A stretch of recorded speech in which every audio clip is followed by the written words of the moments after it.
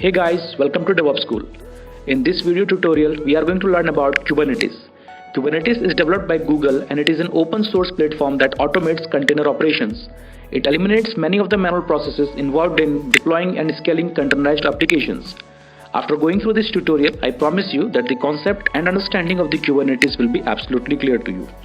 But before that, let me ask you a few things. Are you dreaming of a career with higher pay and more responsibilities? Or are you ready to take your skills to the next level this year? Then start investing in DevOps School certification level courses which will help you to emerge skills for a wide range of entry-level roles and as well as higher potential future positions. But with thousands of courses online and in classroom worldwide, finding the right one for your career goals can be difficult. You can consider our courses like Agile Developer, Agile QA, DevOps Certified Professionals, Site Reliability Engineering, DevSecOps, and Masters in DevOps Engineering, where you will have access to well-structured, easy-to-follow course content that has been developed and will be delivered by industry professionals. You can join on our training programs globally through online platforms, and if you are looking for classroom workshops, then we have regular sessions available in Bangalore, Hyderabad, Chennai, Delhi NCR, Mumbai, and in Pune. Simply compare our many courses, find the one that suits your style and schedule best, and start today. Okay, so first question is, what is RBAC? So guys, in Kubernetes we have authentication,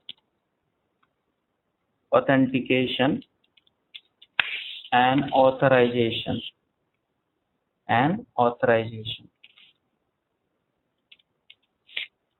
Authentication means how to get into Kubernetes. That's like how to get into means how to log in into Kubernetes server. Okay, and authorization means after login, what can you do? What you are allowed to do? You are allowed to do. This is called authorization. So guys, authentications, Kubernetes supports many ways to authentication. One of the ways which we are using is certificate-based authentication. The one which we are right now we are using. We are already using certificate-based authentication. But Kubernetes supports various kind of authentications. The complete list of the supported authentications are here in this page. You go to that.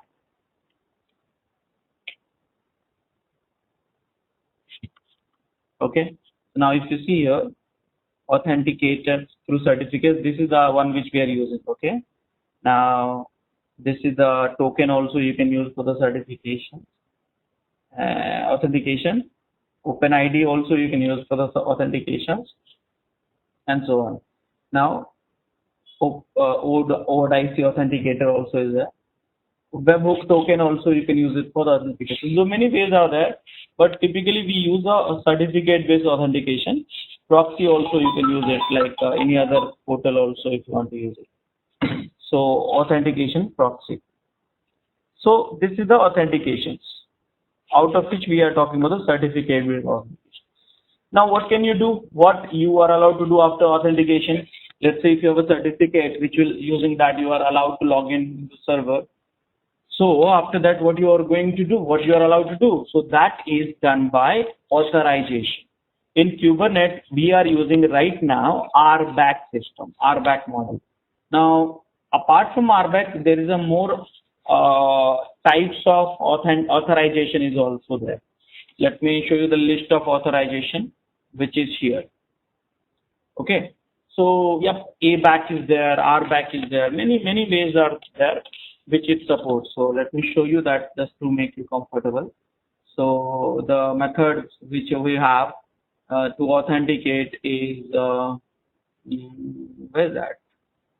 See, they change the image, the page also. Is there. So here you can use a node-based authentication, you can use ABAC authentication, you can use RBAC authentication, you can use webhook authentication, out of which we are having the production ready RBAC authentication. So this is the RBAC. Now the question is how to get the certification authorized for the login, and what is RBAC? That is the topic which I am going to discuss. So this little bit I'll come little bit later, because certifications has certain process. I will show you through the demo only directly. But what is RBAC? I want to tell you.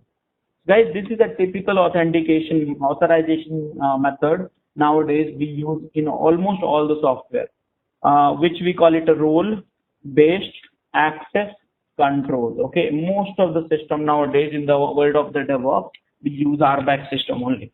Okay, what is the RBAC system? Let's understand this. So here for that, here now what happens? First of all, we have a list of access. What access? Create, read, update, delete, edit, view, this, that. This is called verb, access verb. Okay. Now this access you apply on the resources, API resources or group of resources. Understand that? You apply on the API resources or group of resources. So this plus apply on the resources or group of resources. These two things you put it where, you know, these two things you put it in the role. Okay, or cluster role. Now you must be wondering what is the difference between role and cluster role. Guys, what is the difference between a role and cluster role? So see here, when you create a role, you set all the access what you need and to which are the resources or group of resources. You create a role or cluster role. So guys, role and cluster role is the same. It's just the kind is different, but scopes are also different. Role is applicable for namespace. Understand that. Scope of the role is namespace, whereas cluster roles, the scope is cluster wide. Did you understand that or not? Guys? Hello? Hello? Yeah. Yeah. So this is a role you created and the scope of the role is namespace. I told you what is a namespace and all stuff like that. And cluster role, when you create, the scope of this cluster role is cluster wide. Now guys, there are two kind of user. One is a human being and one is a system account, service account we call it, SA. There's a two person. Either you are a human being or service account. Now you must be wondering, this user, I know that human being, but what is a service account? Guys, service account is being used within a cluster. Again, I repeat, service account user is being used within a cluster to authenticate the each other API services and all stuff like that. Each other with API services. Now you must be wondering, service account, something like a utility account or build account, something like that, system account, something like that. You can consider this one. So yes, there are two kind of user, guys. One is like a U or one is service account. Okay. So now what to do? This user you can add in the think, very simple logic. This user you can add in the role. This user will get access to the namespace, the particular namespace. This user you access to the cluster role. He will get access to every places in the cluster. If this user service account you add to the role, he will get access to all the only through the namespace. And this service account you add to the cluster role, this service account will get access to everywhere. Now, did you understand that what exactly I am talking about?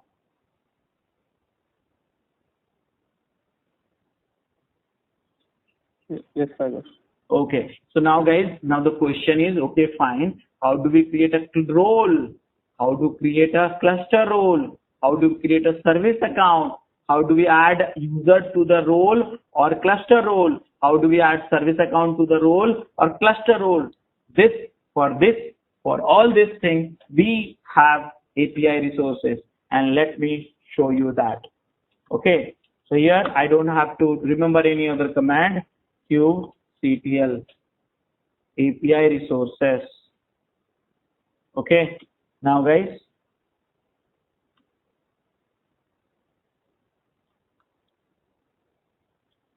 this is not a workstation, by the way. So exit.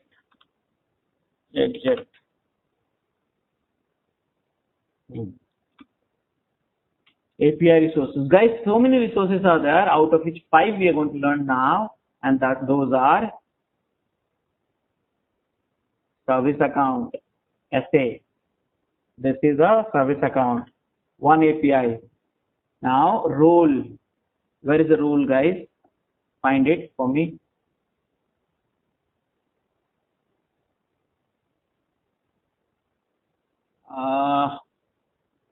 Where is the role? Should be here.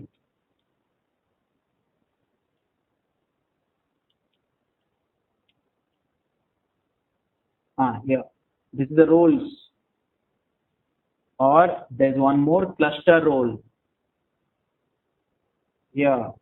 Now this role, service account. Normal account you cannot create through API, you can create through manual. I'll show you that process also. Okay, so manual process. So either you add service account and roles to roles or cluster role. Roles or cluster roles. Here you can add normal account or service account both to the roles and cluster role, but the question is using what? So guys, if you add this one using cluster role binding, role binding, and the last one is cluster role binding, using cluster role binding, same thing we will have here also. Okay, and cluster role binding. So guys, how many API resources you have learned so far? Service account, role, cluster roles, role binding, cluster role binding. 5 all of us, which is a part of the RSAT. So conceptually, and you have understood, and then API resources, if you are comfortable, can I show you the demo now? Yes. Okay, guys, look at my screen here. It's not very difficult, by the way. Just I'll show you this one. So here, what I'm going to do, I need some notes. So to quick things, I'm going to steal some of the notes from the previous session. I have a blogs actually on blog, but again, I have to locate so many blogs for that. So in one place, I have everything in this place, and that page. Okay, so here what I will do, I'll put it in a step. Okay, step 1, step 2, step 3, like that. Okay, so first I'll create a normal account. How can you create a normal user ID? Let me talk about it. OpenSSL. See here, guys, what I'm doing right now, look at this very carefully. I'll be a little bit fast. If you do not understand, please stop me. I'm creating one namespace here, which is the namespace office. This is the office namespace. Now I'm creating one certificate, private public key, OpenSSL. Remember, so authentication. This I'm talking about right now. This one. This is the one, certificate-based authentication. So for that, I'm creating one key, private key. This is a private key for my user. So this is the command to create a key. I got key. See here. This is the key. You got it. Okay, employee key. Now through this key, I will create a CSR request. CSR means certificate request. Now, how the certificate-based authentication works, you can little bit study offline also. But I'm creating the CSR. How do you create? For this command, see here, OpenSSL request for new what? Out CSR. So this will be done by you as an individual. Okay. So I created certificate, which is CSR. Now this CSR from your laptop, you'll send it to the Kubernetes administrator, because I am the also administrator, I am also user, and I'm in the same machine, so I can do this third activity. See, this is admin at the master using da. So this is like a CSR request will be approved for X number of days, and then they will generate a this one. What is it? Just a second. This is a CA authority file, and they will generate employee.crt file. Okay, this is the file will be generated, and this login will be there for 500 days. Okay, so that means your certificate being be authorized for 500 days. So now done. Okay, there is a not done actually, there is an error. So why I'm not able to access this certificate authority using normal account. So what I'll do, become a sudo done. And guys, this key and this certificate is the one using that. You can use it. CSR, I'll delete it, not needed anymore. So guys, this certificate is approved for 500 days to log in. Now, anyone who's having this certificate and this key, he can log into Kubernetes cluster. Okay, so authentication is done. See here, authentication is done for certificate. What are the commands I run? I must share with you here. I'll just copy it and paste it in front of you. I run, and these are the commands. Right, this is done. Now, next question is, I have to set that authentication. No, so here this is a config. I'm modifying the config, kubeconfig file, and setting up the context. What context? Employee context. With what? Namespace office, username employee, and this is the cluster, same cluster I'm using. I have only one cluster, so same cluster I'm using. So this command will set the context. Done.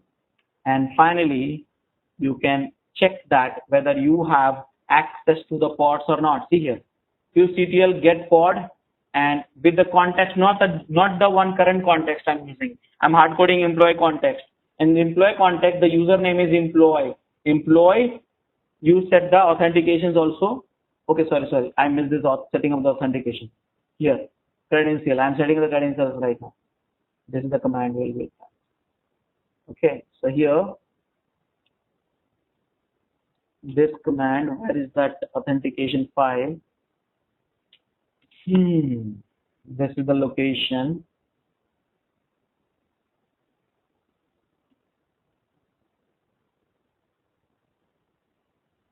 Okay, so here you have a key certificate and key file here.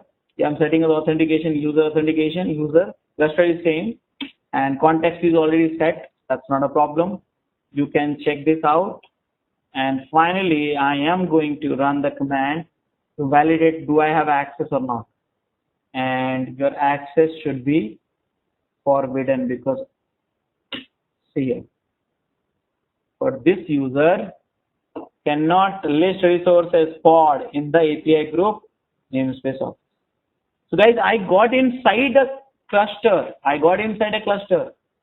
That's called authentication through the certificate, but I have no authorization. This is what we will do now, RBAC. So guys, did you understand that how to generate a certificate and all? See here, these are the commands I run for at the user, approved by administrator. Again, setting your context and user detail through the user. These are the commands I run it. Did you understand that? Authentication using certificate.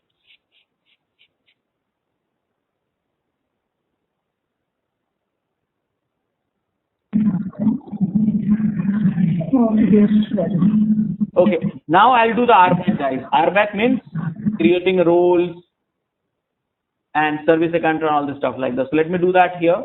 See guys, this is the role. Very simple. Look at the role. Kind is equal to role. Role, remember, role for the namespace. Cluster role for the cluster wide. Understand that. I talked about it. So here you are creating a role. Name of the role is deployment manager. Which namespace? Office namespace. What are the access you are giving? Get list, watch, create, to which resource? Which are the resources? Service is not there. Look at this here. Which is the groups? So this is the way you can create a role, guys. And now here pi role.yaml. I created role.yaml and kubectl create -f role.yaml, and here I don't have to specify namespace name because it's hard coded here, so no problem. Okay, role got created for the this one office. Okay, so now this role is got created. Now guys, I have to add the user employee to the role, right? That's called role bindings. Look at the image here. adding the user to the role is called role binding. In the notes also I'll show you here. See here, adding a user, normal user, to the role is called role binding. So for the role binding, the codes are here. But let me tell you guys one more thing. This all you can do through the command also. So here role binding, which user, employee, which group, deploy, which role, deployment manager. That's all. So role binding, and I'm doing right now role binding. So here vi rb.yaml and done. Now kubectl create -f office is there, so I don't have to specify the namespace. Role binding.yaml. What is that? Spelling mistake. Done, guys. Rule binding is done. Now can I check, do I have access or not? Let's check it out. Get pods. See, I got the access. It says no resources found in the office. Now can I check the SVC? Remember SVC? Forbidden. Why? Because look at this role. Look at the role here. There is no resources called SVC, only pod. So now, guys, did you understand that?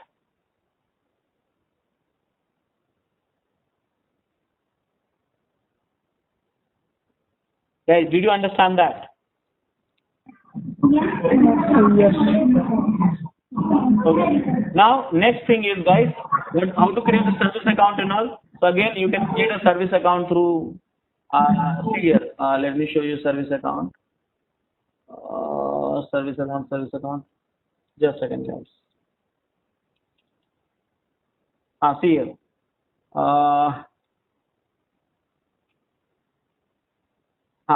So this is a way to create a service account through command line. This is the YAML file. Create a service account. After that, create a command line. This is the command line. Same thing. Cluster role. Whatever you did with that YAML file, you can do through command line. Cluster role binding. Here you are doing somewhere downside. See here, cluster role binding. Okay, and all this thing. So this is the YAML file for cluster role binding. That's all. So guys, did you all understand the authentication and authorization module? I'll share the notes. You can check this, all this script here in one go. Any questions, guys?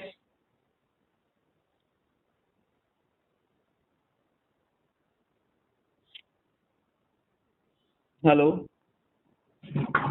No questions. Okay. Guys, let's move on to the next thing, auto scaling. What is auto scaling? So guys, auto scaling is one of the ways to auto scale the pod. Okay, so if you see the kubectl, enter, and there is one command which is called auto scale. Okay, auto scale. Now auto scale, if you do, it will work with, just a second, it will work with deployment, replication controller, and a daemon set, a stateful set. Where is that? So see here, this is the deployment and this is for the replication controller. See here. So what do you have to do? You have to write kubectl auto scale deployment. For what? For deployment. Minimum to maximum 10. So here CPU is not set actually. Okay, CPU is not set. So here you can also will be used. So this will be default auto scaling. So this will be default auto scaling. Default auto scaling means the scheduler will set the CPU utilization, which is the default, I think 70 or 80%. Now here you are setting up the CPU. See that here. kubectl auto scale RC to maximum should be 5. Maximum should be 5, and then threshold is 80%. That if the target threshold is 80%, it should go to up to the 5 and stop it like that. So this is the things you can make it happen. Now the question is how can you do this? Who will monitor? That's the question. Is like who will monitor the CPU utilization of that? So basically, guys, the monitoring tool is earlier used to be. See, I forgot that. Earlier used to be something else, but now it's a metric server. So if you do the kubectl, see here. QCTL top, and now it is a metric server. So see here, display resources for CPU, memory, and storage. Now this is you have to install it. Metric server. Right now let me show you here. Just a second, hold on. Node. See here, Metrics API is not available. What is that? What does that mean? So I'm trying to find out the CPU utilization of that particular, all the nodes. Here it says Metrics API is not available. That means there is one tool which is called Metric Server, which is a tool actually. Earlier we used to use, earlier we used to use Heapster, but now we use Metric Server. Now, how to install Metric Server? These are the open source tool supported by CNCF, and within a one click you can install it. That's not a problem. Okay, let me install it in front of you. So here you go to this, and here it is. So now you will install the Metric Server. Here it is, 3.7 version.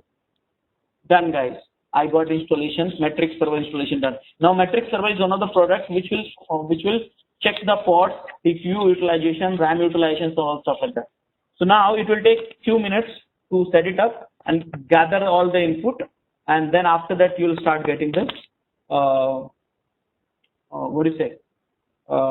CPU and RAM utilization. It will take 3 to 4 minutes to get the metrics done, because just now installed it will start capturing it. Okay. So now after that one install this, use the auto scale command, and then rest of the things will be done. So in short, prerequisite is always install the metric server and then auto scale, and once you set the auto scale, you're done. Just a command I showed you. Did you understand that? The metric server has to be installed in master node, or where we have to install? Sir, these components, these are the pod actually, and these pods is a part of the system pod. So get ns if you do, see here, where is that system? Do you see here? Here it is. So if you do the get pods -n is equal to da. So all see now here, this is the metric server. See here, this is the pod which is a part of the system pod. So this will be run just like a API server used to run, controller manager used to run. Like that, it will run and capture all the the CPU utilization, RAM utilizations, and all stuff like that, and store in their own database. And whenever you need it, it will give it to you. Right now, it's not available, but it will be available in 3 to 4 minutes automatically. Got it? Okay. Okay. So this is the auto scaling. Now, guys, what is a multiple master? Understand that. Damn simple. Okay. Understand that. Here. Anyone have worked with the Elasticsearch? You guys have worked with the Elasticsearch clustering? Yes. Yeah. Have you worked with the database clustering also? No. Okay, no problem. Okay, so guys, understand the concept first. Okay, understanding the concept is very important. Okay, so right now we had a one master. This is the API server. This is the controller manager, scheduler, etcd. In this, you tell me which is the stateful content?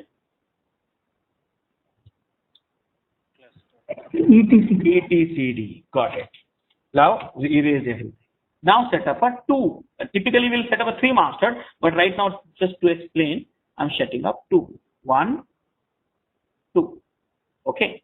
Now API server, 2 master I'm setting up. Okay. API server, controller, scheduler, etcd.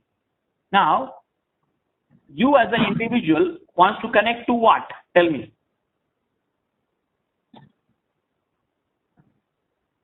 I will connect to the API server, right? API server. Wonderful. So guys, can you set up a load balancer? Understand? Okay. Yeah. So now what you will connect? HTTPS load balancer. So now you will connect. This load balancer has a health check automatically inbuilt. Anyone which is available, first one, second one, first one, second one, third one. Typically you will have one more, but right now just to explain. So now you got the problem solved. If it is down, at least this is there. If that is down, at least this is there. But that problem is gone. But a question. this API server. Think this API server will update this ATCD. This API server will update this ETCD. Don't you think so? Correct.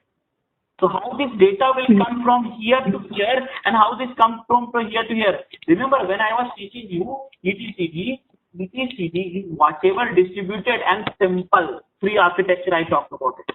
So actually, what is happening, guys? If you know the clustering concept, well, actually you will create a cluster of ETCD. Okay, here we call it the concept of shelving and replicas. That means here whatever is there, automatically master ETCD will push to here, and whatever it is here, it will push to here. That means both the copies will be replicas to each other. Who will do that? So there will be one ETCD master. Now to understand this more in detail, ETCD clustering, just type in Google, you will get this, how to set up a ETCD cluster. Okay, these are the public tutorials. So that's not, you can do that for learning purpose. Doing the things easier. Okay, see that all this instruction is there to set up a cluster. See one machine, 2 machines, 3 machines, 4 machines.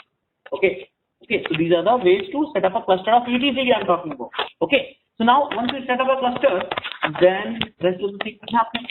So now you tell me, if this gets disappeared, still you have one replica here, right? Typically, you will have 3 replicas. Understand that. For the explanation purpose, I'm telling you. Either you have a 3 or 5 or 7 or 9. This is how you do that. In the production server, typically we go for 3. Okay. So, guys, did you understand the conceptually? Yeah. Okay. One more question. Okay. So when we install the master, right, we get a join, right? Similarly, I'm installing another master. I will get a different join, right? Right. Yeah. So how the nodes will be mapped? So conceptually, did you understand that? Now I'll show you the command. How things I have not explained it to you. Conceptually, did you understand that?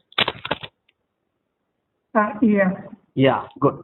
Now, guys, how to do that? Few commands are there, and that is Kubernetes multi-master setup. Multi-master setup. This is the official documents now. It's been released from last 6 months. Earlier it was not there. Recently it has come. Okay, this document. Earlier we were doing manually actually all this thing, whatever I explained it to you. But now we have got the documents. So you have whatever I explained you already. You should understand. And after that, see,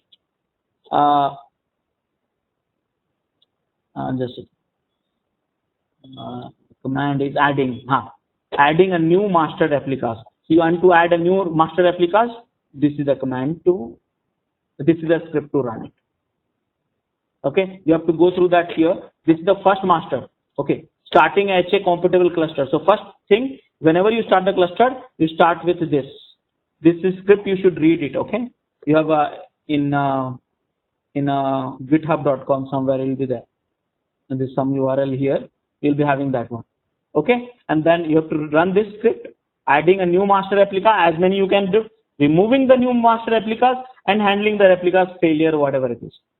Simple. And what they are doing, see here. Understood this?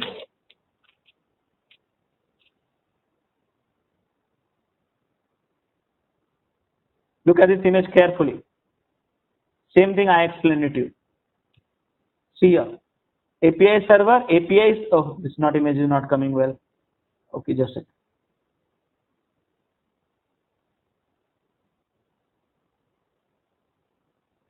See, this is API server, part of the load balancer.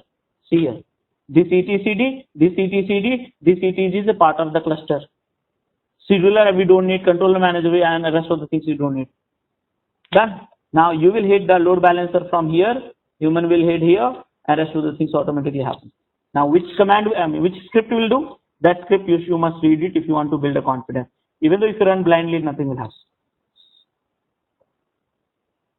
Did you understand that? Yeah. Okay, guys. So now this is the things. Now next thing is what in ingress. So guys, ingress.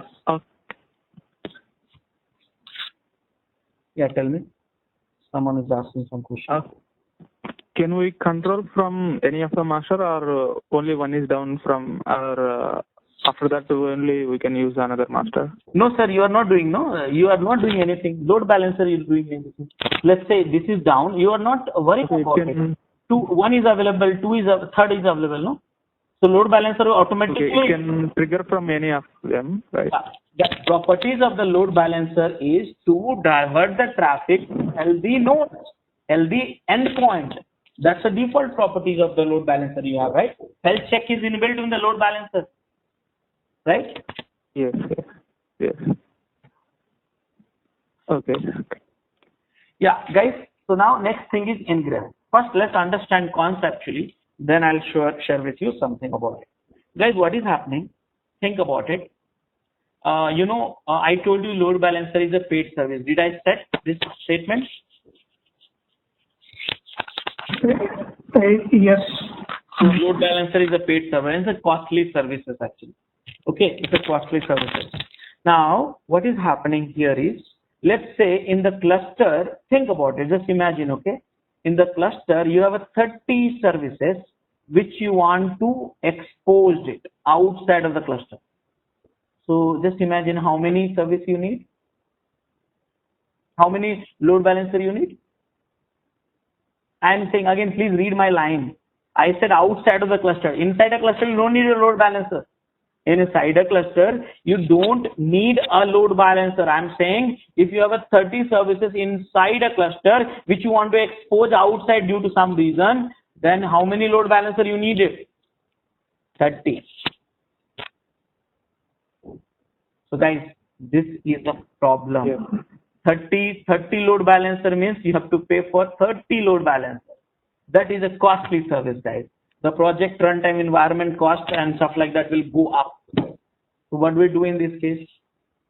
In this case, solution is ingress.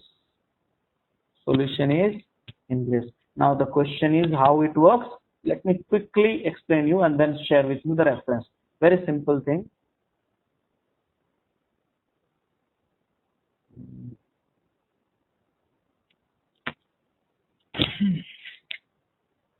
So ingress is one of the additional add-ons, I would say add-ons, okay, on top of Kubernetes cluster.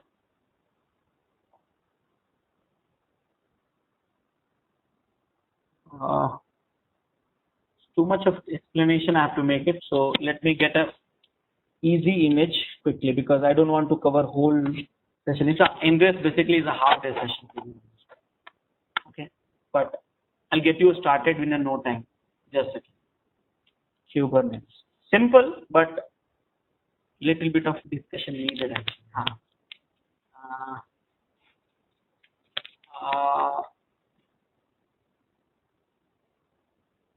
Okay, no problem.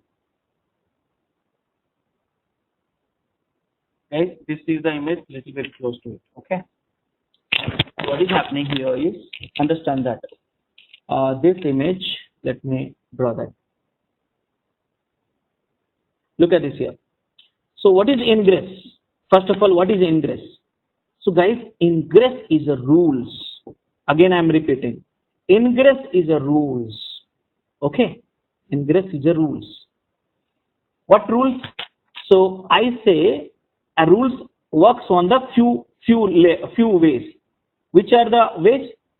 Path based, name based, and resources based. In short, I'll tell you. Let's say your website name is devopsschool.com. Okay. And if you type account, it should go to the service one. Think about it. And when I say path based, I'm just trying to help you. This I say profile, it should go to the service 2, service A, and this should go to the service B. Okay, service B. Okay, so now from here, if I type this one, it should go here. If I type this one, it should go here. Or path based also. Name, this was the name based, this is the path based.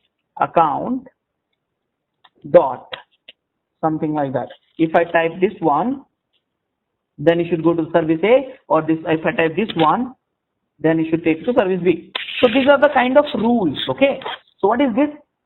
So ingress is a written rules. You write it. Okay? In this rule, you say, if someone type this one, take to this service.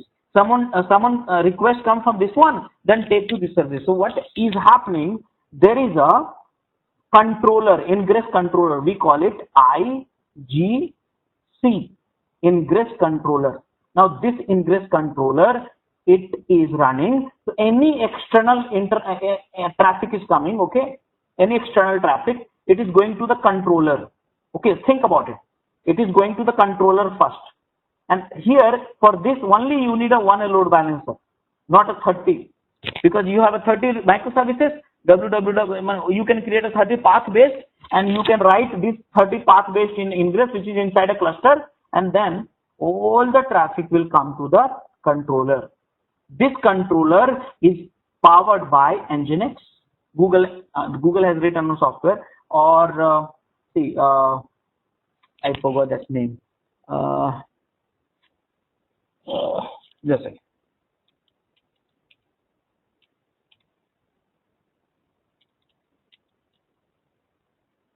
Many providers, many products are there, okay? In this, many products are there. So Eureka is there, and this is from the Google, and Traffic is there. You can use Ambassador, you can use it very well. Ambassador, these are the product, different product companies, okay? So these are the providing the ingress solutions, okay? Nginx is a free one from the Google.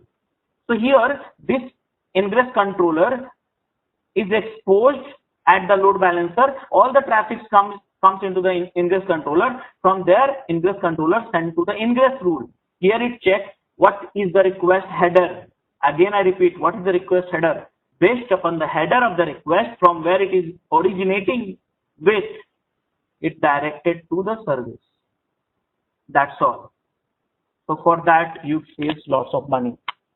So for that, what you need? You need an ingress rule to be written, and you need this one. If you want the traffic ambassador and also paid services, but Nginx, if you do, it's a free service. Okay. So now, how can you do that? So for that, come to this place and devoschool.com/blog and type ingress, okay? And whatever the tutorials you have, get it. It has a step-by-step guidance. This is with the node code. This is for the load balancer. This is with the node code again. So just check it out. It has all the scripts, everything inbuilt in it, and it will help you. And get going. Okay. So you see here, this is the ingress. See, this is the rule. If anyone comes to the controller, divert to the service name web 8080 port. This is the deployment. This is the deployment again. You know that very well. This is the service. This is the service. So like that. Or you can use someone else also. Other. This is not. This is the example program, but step by step you will find it. This one.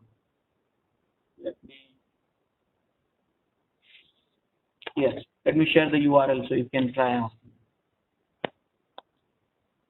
This is with the load balancer.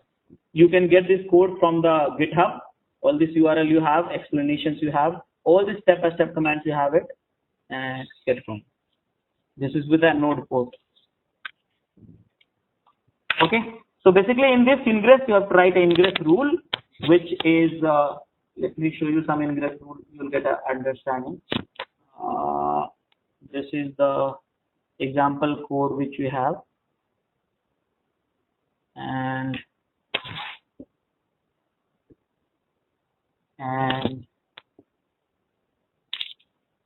this is a path based, okay, ingress path. See that kind is equal to ingress, and here you say if that your domain name is path.example red, go to this service. If it is blue, go to this service. Now, how to install controller? Controller is Google services, which you can install through this one. There's a YAML file. Just you run this deploy.yaml. This will install the controller. This will install the controller. This is provided by the Google action. Got it?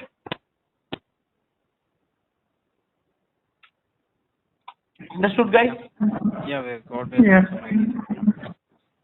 Okay. Now, one more question is expose demo. So, expose demo, let me run it through directly. So, guys, I have a simple. I am a very lazy. I want to deploy this one. Okay. So, kubectl create -f deploy.yaml. Okay. And just default namespace. Let's forget about it. So, get deploy. You see here in front of deploy is there. My deploy. How many is there?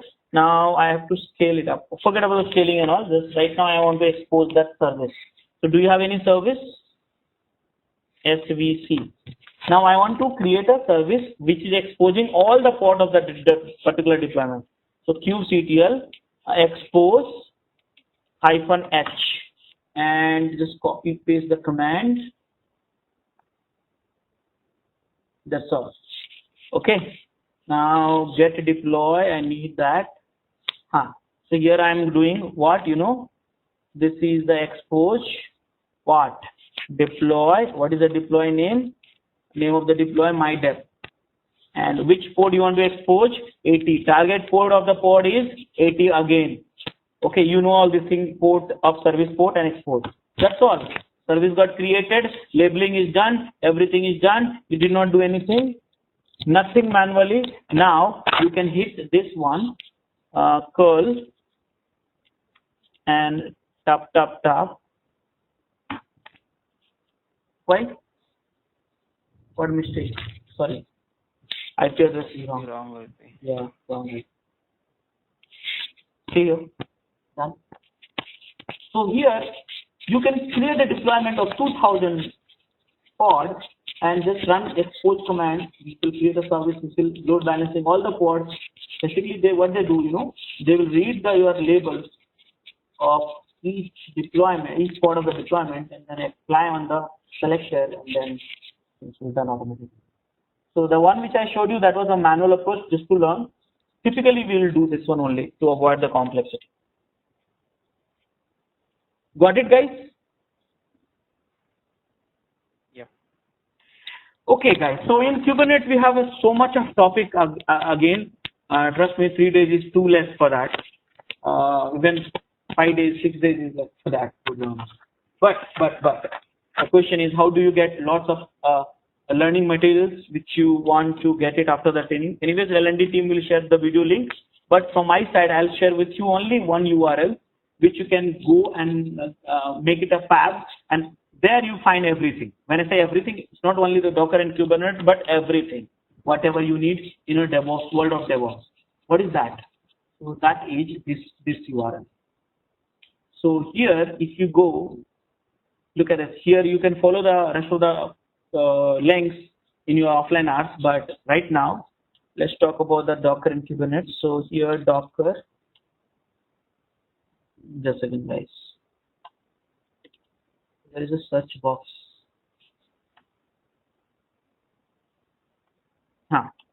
Docker. See here, Docker. You can get the tutorials link here, videos link here, quiz and dumps, notes, PDF slides, HTML slides. Help. We have some issues. I'll make it functional in the next few days. Blocks. I've been using a lot in front of you. Commands, shortcut, cheat sheet, sample code. So all these things you can get it. Same goes with the Kubernetes also, same goes with the other tools also. So this URL, please have a fab of it and note it down. This answer all of your questions which we have, and through that you can get going. Okay? Whatever the slides you shared also is available, the architecture slides. Yes, sir. Everything is available. Let me show you this because you asked. You have to spend a little bit of time over there, but yes, everything will be there. At that location. So here, whatever the slides I have covered and not covered, you can find it here. Are these available outside of Verizon also? I mean, publicly available? Sorry, sir, I'm not able to hear you. Are these documents available publicly also? Outside of Verizon? All the content is available in the public domain only, except the videos. Videos will be available through L&D team to all of you. Okay.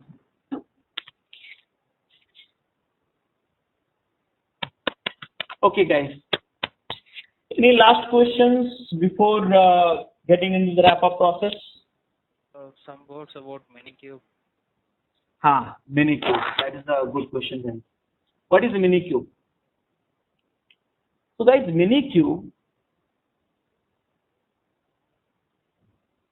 What is Minikube? So guys, Minikube is a one node cluster. Simple. When I say one node cluster, that means you have one node only, which is nothing but a VM, virtual machine. Okay, it's a VM matching, and which has a master component also, worker component also. So you don't have a two VMs, it's a one VM. One VM, master and worker together. Now this is powered by VirtualBox or Hyper-V. So now whichever you use, do that thing. Now the question is, how can you get this VM downloaded and started all the cluster and so on, stuff like that?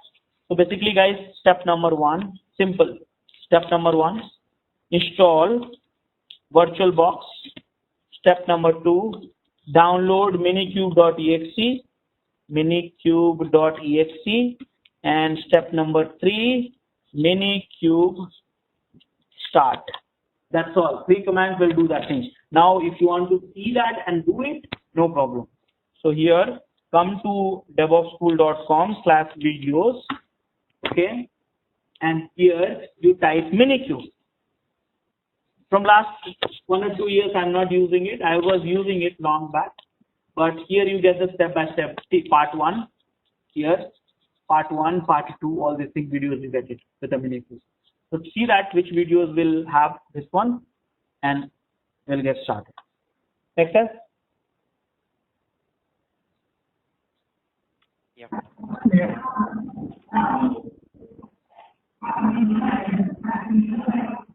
Okay guys, any other questions?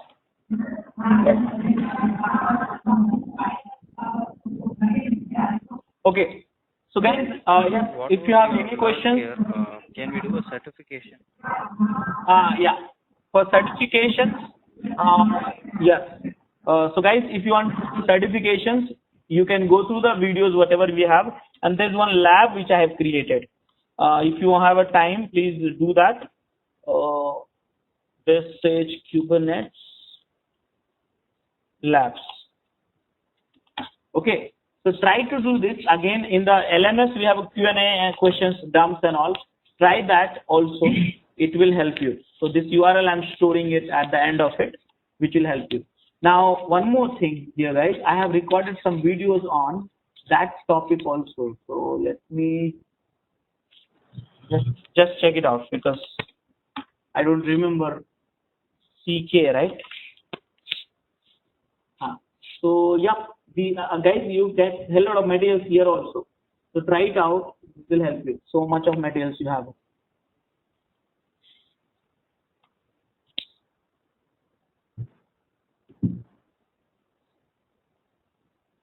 So the CKAD has valuation, like is it recognized? Both CK and CKD both are recognized. Both are official by Linux Foundation, supported by CNCF organization. So both are okay. Thanks for watching. If you liked our Kubernetes session so far, please enroll for our channel membership $399 plan to get access of all the parts. Along with that, you can access our other tutorials such as Docker, Ansible, Jenkins, Terraform, Splunk, AWS, Azure, and various other DevOps related premium tutorials with our channel membership. If you would have any issues with our channel membership, you can drop an email to us at contact@devopsschool.com, or you can also unsubscribe from channel membership anytime if you don't want to continue or did not like the video. To get our channel membership, click onto the join button, select the $399 plan and grow your skills immensely. Please be kind enough to like it, and you can comment any of your doubts and queries. We will reply to them at the earliest. Thanks for watching.